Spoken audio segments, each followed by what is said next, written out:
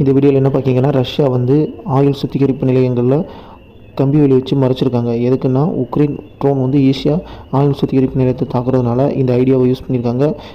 ரஷ்யாவில் உள்ள ஆயில் சுத்திகரிப்பு கம்பெனி இந்த கம்பி வேலி மூலிமா உக்ரைனோட ட்ரோன் அட்டாக்கை குறைக்க முடியும்னு நம்புகிறாங்க. இன்றைக்கி நம்ம பார்க்குறது ஈரானை பற்றி. ஈரானில் வந்து ஐநா வந்து பொருளாதார தடை விதிச்சுட்டு வந்துருக்காங்க. அடுத்த 1 மணி நேரத்தில் ரஷ்யாவின் கார்கோ விமானம் வந்து ஈரானில் இராணுவ பொருள்களை இறக்கிட்டு போகுது. நீங்கள் பாட்டுக்கு பொருளாதார தடை விதிச்சிட்ருங்க, நாங்கள் பாட்டுக்கு எங்கள் வேலையை நாங்கள் பார்த்துட்ருக்கோம் அப்படின்னு சொல்லி ரஷ்யா ஈரானுக்கு தேவையான முக்கியமான இராணுவ பொருள்களை, வெடிமருந்துகளை இறக்கிட்டு போகிறாங்க.